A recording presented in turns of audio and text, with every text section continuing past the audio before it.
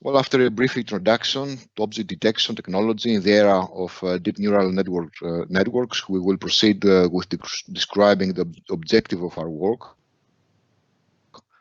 the methodology, the training of the model, and the experimental results with the conclusions. Finally, we will propose further research. At first, let's make a brief reminder of what happened during the last decade. Technical advancements in massive parallelization of graphical processing unit cores, CUDA technology, have made possible significant breakthroughs in machine vision tasks. These tasks include image classification, localization, and object detection, with the use of convolutional neural networks, and machines now can beat humans in the task of image classification.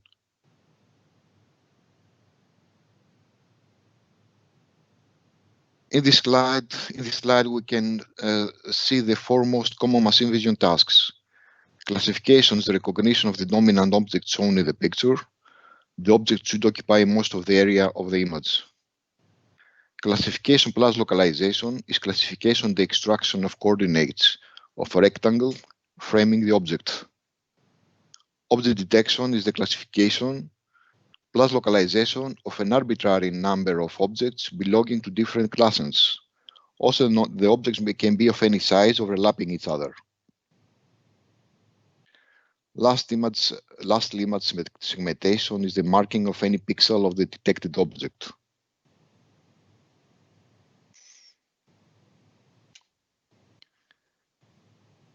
To be brief, our objective is to train a single-stage object detector and prove that it is suitable for real-time object tracking. We also plan to pinpoint its weaknesses and propose further research to overcome them. The object is moving on a two-dimensional plane, and it is monitored by a camera on a fixed location above it. We will use a single class for detection, but the algorithm can be used for an arbitrary number of classes. The applications of the detection technology are many and very important. Some examples of the possible application of our work are listed here. Onboard autonomous vehicles or driver assistance. It may be used, for example, onboard a vehicle to detect possible collision course. Smart appliances, it may be used, for example, to guide, to remote control low-cost vehicles through a path and around obstacles. Healthcare and elderly people, it may guide smart appliances by pinpointing their smartphone camera.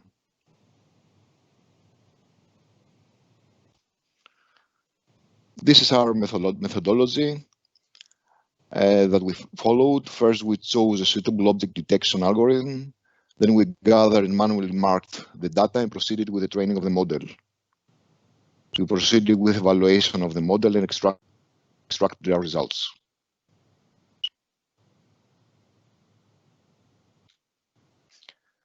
This is the experimental setup. There's a use camera placed 2 meters above ground, perpendicular to the ground level. The object detector is hosted in a personal computer, and it's making use of a GPU accelerator. The object class that we will detect is a small round cylindrical object, pill-shaped. Here on the right side, we can see 2 instances of the object with their localization frames.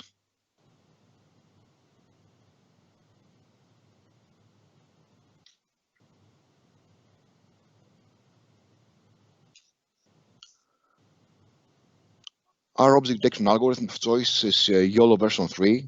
It is a single-stage object detection algorithm that balances well between performance and speed. A small explanation now about the differences of single-stage and double-stage detectors. In single-stage detectors, the Bayesian proposal network and the classification network are the same. Double-stage detectors like faster RCNN use a Bayesian proposal network followed by classification network, thus sacrificing speed to getting result accuracy.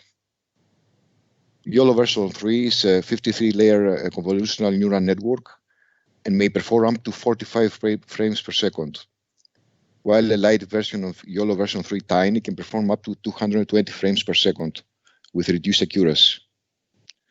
So to be more specific, our task now is to train and evaluate a YOLO version 3 network to be able to track an object moving on a two-dimensional plane.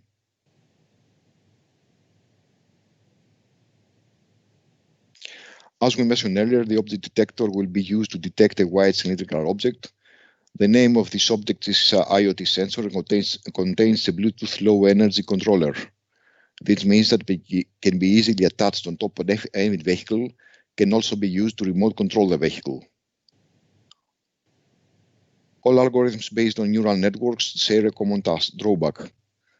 They need training from examples, usually requiring mass amount of hand-annotated data. In our case, the object detector, YOLO, was trained by just 360 images of the target object.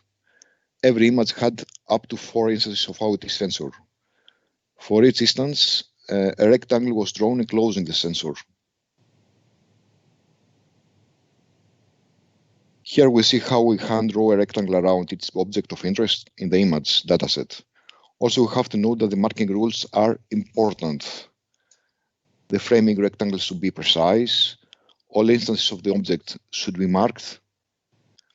The object of interest should be captured at all possible angles, lighting conditions and backgrounds that are anticipated during operation time.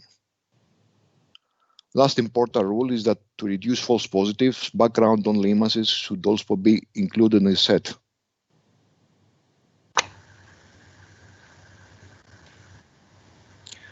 After we manually marked the 360 images, we fed them to the YOLO version 3 trainer. A low-cost GPU was utilized automatically by the trainer software. There's a rule of thumb that at least 2,000 training rounds per class are required. We stopped training at 5,000 rounds. As we can see here in the screenshot, loss decreases as iterations unfold.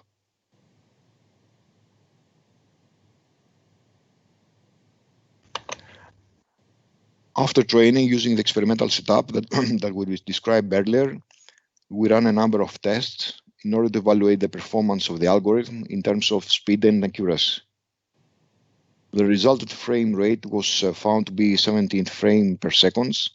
That's enough to be able to track a wheeled robot. We used two kinds of testing conditions, normal testing conditions and adverse testing conditions with 40 images each. In each case, 30 images were including the objects and 10 were plain background.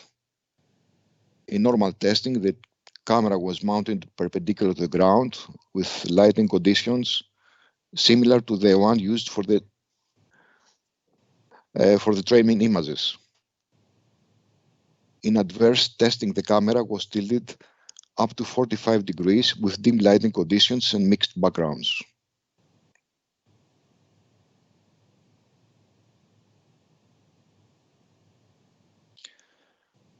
Here are some accurate results. Here, the detector could pinpoint all 3 objects in the image.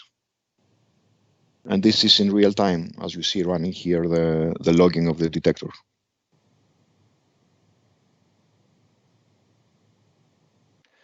Here are some more accurate results. The camera was tilted 45 degrees.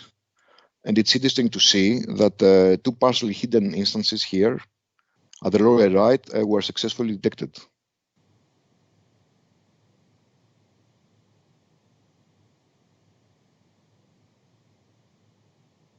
Here are some false negatives.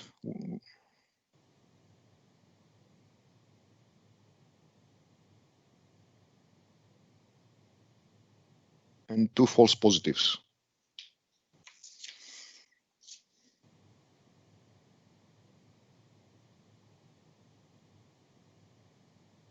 Well, a summary of the detection results. The upper table is about the normal conditions, where the lower table is about the adverse conditions. As we stated earlier, each test includes 40 images. 30 of the images contain the object, and 10 do not contain the object. Where the object is present and the object is detected, we have all true positives, and when it's not detected, we have all false negatives. where in the image the object is not present, but it's detected by the algorithm, we have false positives. And if the object is not detected, we have true negatives. So in each case, we have two columns, one for the 30 images fed to the algorithm with the object present. In this column, we count true positive and false negatives. The other is about the 10 images fed to algorithm that do not contain the instance of any instance of the object. In this second column, we call false positives and true negatives. Our main note here, by comparing these two tables, is that in adverse conditions, there's a significant decrease in the false negatives, while false positive are the same.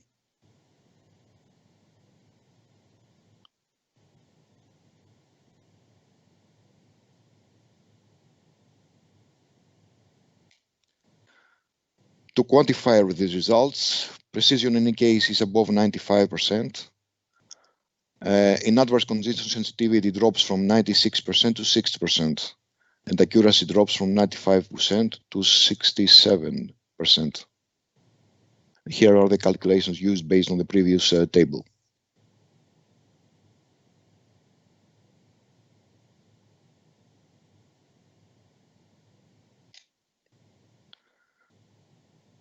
Well, the goal of the research was to be able to track the object in real time. If it can be tracked, it can be controlled. Here's how we close the loop by placing a control agent that makes use of the object detector coordinates. The control agent will use the Bluetooth low energy link to remote control the vehicle. Our main observation was that there is a latency of 260 milliseconds. 60 milliseconds when introduced by the object detector, and 200 milliseconds when introduced by the USB camera. If not compensated, this latency can degrade controllability if the application requires real-time performance. A number of solutions are considered to overcome this problem.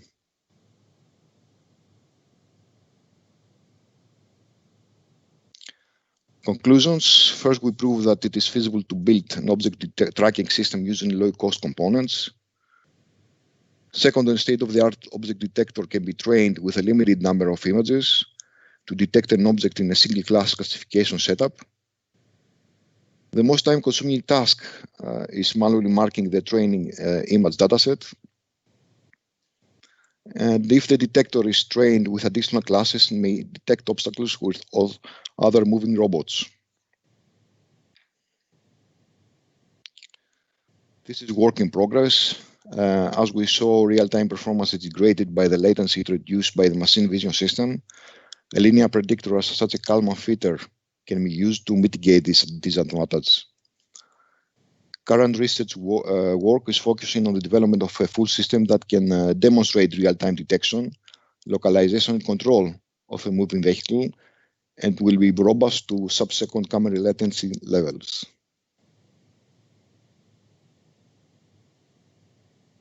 Well, thank you very much for your attention. I will be glad to answer any questions. Ωραία. Ευχαριστούμε πολύ τον κύριο Χαροκοφτάκη για την πολύ ωραία του παρουσίαση και ενδιαφέρουσα. Θα ήθελα να ρωτήσω αν υπάρχει κάποιος σύνεδρος που θα ήθελε να κάνει μια ερώτηση, κάποια ερώτηση. Ναι, βλέπω τον κύριο Καλίγερο Πιέρης. Παρακαλώ, ρωτήστε. Ναι, με ακούτε? Σας ακούω, ναι. Γεια σας. Ήθελα να ρωτήσω, βάλατε το YOLO V3, το οποίο είναι πάρα πολύ γρήγορο σαν αλγόριθμος και έχει πάρα πολύ καλή ακρίβεια, δηλαδή είναι, όπως είπατε και εσείς, state of the art.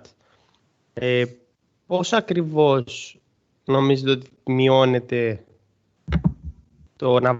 μειώνεται η ταχύτητα και η ακρίβεια με το να βάλετε άλλο αλγόριθμο? Γιατί από τα δεδομένα που μας δείξατε φαίνεται ότι έχετε 40 καρέ, ας πούμε, που τεστάρετε, τα οποία για ένα real-time σενάριο που κάνει track το ρομποτάκι αυτό θα χρειαζόταν 30 καρέ το δευτερόλεπτο, το οποίο εσείς μας δείξατε είχε 17 καρέ το δευτερόλεπτο. Ναι, οκ. Καταρχάς επιλέξαμε το YOLO V3 επειδή είναι το πιο δημοφιλές εισαγωγικά και έχει τη μεγαλύτερο support και documentation σχέση με τα υπόλοιπα. Δεύτερον είναι ότι έχουμε δοκιμάσει και το Tiny YOLO που έχει πολύ μεγαλύτερη ταχύτητα. Δεν έχουμε παρουσιάσει τα αποτελέσματά μας σε αυτή την εργασία σχέση με το Tiny YOLO. Στην πράξη όμως με το hardware το οποίο χρησιμοποιήσαμε η ταχύτητα τους είναι σχετικά και ίδια, γύρω στα 20 frames per second. Υπάρχουν επίσης ιδέες ότι υπάρχουν και ειδικοί επιταχυντές, όπως έχει βγάλει η Intel ένα USB stick το οποίο κάνει επιτάχυνση του νευρονικού δικτύου, το οποίο μπορεί να δοκιμαστεί και να επιταχύνει κατά πολύ τη ταχύτητα επεξεργασίας. Όμως άλλο είναι η ταχύτητα επεξεργασίας και άλλο είναι το latency το οποίο εισέρχεται. Το είναι αναπόφευκτο κυρίως εξαιτίας της κάμερας, USB κάμερας. Γιατί είναι επιλογή μας να χρησιμοποιήσουμε low cost components. Επομένως σε εμάς κυρίως δεν είναι τόσο να κάνουμε evaluation ένα δίκτυο, την ταχύτητά τους, το κάναμε κάποιο cross evaluation να δοκιμάσουμε 10 διαφορετικά δίκτυα για το detection, όσο το να δούμε πώς συμπεριφέρεται ένα παρόμοιο σύστημα υπό συνθήκες μεγάλης καθυστέρησης από ένα σένσορα. Οκ. Επίσης, αυτό που δεν κατάλαβα είναι γιατί κάνατε mount το controller και την κάμερα πάνω από το vehicle. Ο σκοπός είναι να ελέγχουμε remotely το vehicle ή να βάζαμε κάποιο embedded σύστημα που τρέχει το δίκτυο πάνω στο ρομποτάκι και να μπορεί αυτό σε real time να ελέγχει τον εαυτό του σαν αυτόνομο όχημα, σαν autonomous vehicle, ας πούμε. Μάλιστα, αυτή τη παρουσιασία που παρουσιάσαμε είναι πολύ μικρός μέρος για πολύ ευρύτερη εργασία η οποία έχει γίνει και στην οποία το όχημα ελέγχεται από τον agent, το έχω παρουσιάσει πιο πριν, ο οποίος υπάρχει επίσης μέσα στο PC, ο οποίος κάνει utilize την έξοδο του object detector και αντίστοιχα εξάγει μια εντολή στο ρομπότ. Το ρομπότ είναι τελείως dummy, παίρνει απλά μια εντολή μπροστά, αριστερά ή δεξιά. Δεν έχει κάποιο άλλο είδους λειτουργικότητα. Η κάμερα έχει μπει από πάνω, έχει μπει και στο πλάι από διάφορες γωνίες για να αποδείξουμε ότι μπορεί να χρησιμοποιηθεί υπό πολύ διαφορετικές συνθήκες και δεν χρειάζεται κάποια ειδική στήριξη, ειδικό setup για την κάμερα. Μάλιστα, απλά ο περιορισμός εδώ είναι ότι χρειάζεται ένα αρκετά δυνατό host computer, όπως γράφει και εκεί, το οποίο φαντάζομαι έχει και όλα τα κούντα και τις κάρτες γραφικών για να τρέχει το δίκτυο, το οποίο να είναι στο οπτικό του πεδίο το ρομποτάκι το οποίο θέλετε να ελέγξετε. Το οπτικό πεδίο οπωσδήποτε πρέπει να χρησιμοποιείται. Όσον αφορά το κούντα, η κάρτα γραφικών είναι πολύ low cost, ίσως πιο φθηνή μπορεί να αγοράσει κάποιος για αυτή τη δουλειά. Και επίσης και υπάρχουν και ανάλογα επιταχυντές neural network sticks της Intel, το οποίο κοστίζουν κάτω από 100 ευρώ καινούργιοι. Ναι, αυτό το Movidius λέτε. Ναι, το έχουμε χρησιμοποιήσει αυτό, το έχουμε δοκιμάσει. Ωραία. Η κάρτα γραφικών μπορείτε να μας πείτε λίγο για το setup σας? Είναι η GTX 1050 Ti, η οποία χρησιμοποιείται αυτόματα από το development environment του Darknet, του YOLO version 3. Δεν χρειάζεται να κάνουμε κάποιο ειδικό setup, γιατί μόνο στο αναπτυξιακό την ανιχνεύει και τη χρησιμοποιεί. Μάλιστα, οκ. Άρα, κατά αυτή την έννοια υπάρχει ο περιορισμός στην... Συγγνώμη κύριε Καλίγερε, σας παρακαλώ ολοκληρώστε λιγάκι και να είμαστε εντός της χρονικής προθεσμίας. Ναι, βεβαίως, να αφήσουμε και τα άλλα άτομα να ρωτήσουν. Ευχαριστώ πολύ. Ολοκληρώστε την ερώτησή σας, θα ολοκληρώσετε την ερώτηση, αλλά σιγά σιγά να προχωράμε και στους επόμενους συνέδρους. Παρακαλώ. Ναι, τέλος πάντων, ήθελα να πω ότι είναι αυτό. Ο περιορισμός βρίσκεται στο περιβάλλον το οποίο πρέπει να στηθεί αυτό το ρομποτάκι και ο έλεγχος του από απόσταση. Εγώ νομίζω ότι επειδή ακριβώς η κάμερα έχει πολύ μεγάλο οπτικό πεδίο και μπορεί να ανιχνεύσει πολλά πράγματα, ταυτόχρονα δεν είναι περιορισμός, γιατί αντίστοιχα άλλα συστήματα θέλουν πολλούς σένσορες, τα οποία να γίνουν deploy σε συγκεκριμένα σημεία. Η κάμερα μπορεί να γίνει deploy πάρα πολύ εύκολα και να μπορέσει να πιάσει μεγάλο οπτικό πεδίο. Ναι, για το portability, αλλά τέλος πάντων, ευχαριστώ πολύ για τις απαντήσεις. Να είστε καλά, ευχαριστώ. Ωραία, ευχαριστούμε πολύ.